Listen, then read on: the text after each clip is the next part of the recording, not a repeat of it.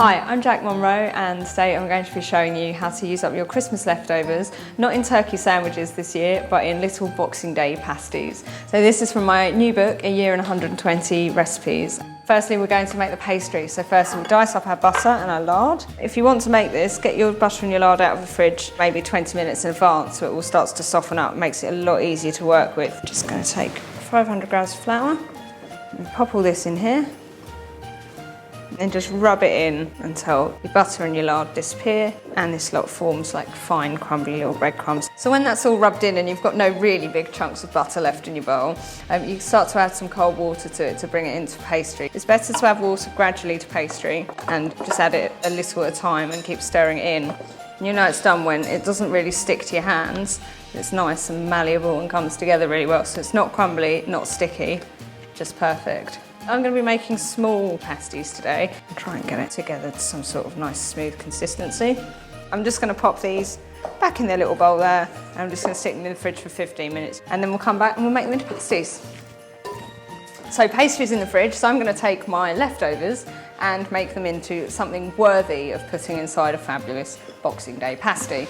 So this works pretty much with any leftovers you're going to have on Boxing Day morning. I'm just going to chuck a load of this stuff in a bowl, mix it up with some liquid to make a nice pasty centre, nice good roots, some of those naughty little sprouts.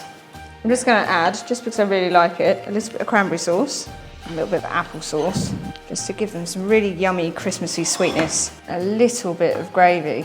Now too much gravy and your pasty is going to be a sloppy wet mess, but not enough gravy and it's not going to have that great sauce that brings it all together.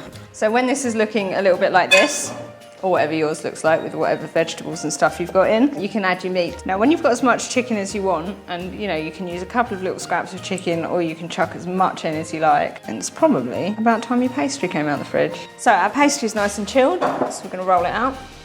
And do a couple of big ones, a couple of little ones. That's because in my house it's a couple of big people and a couple of little people. I'm just using a couple of different sized bowls to make the bases of my pastry. Don't be tempted to overfill them because you've got to close them. Take it, pinch them together. I can say with confidence that by your third pasty you'll be doing this with no problems. Just like that. I'm going to pop these in the oven until they're nice and golden and crispy. The joys of doing them in two different sizes mean these ones will probably be ready before these ones, so keep an eye and we'll see how they're doing in about half an hour's time. Ta-da! Pasties made out of your Christmas Day leftovers, perfect for Boxing Day. And it is just so much better, in my humble opinion, than a cold turkey sandwich. Enjoy.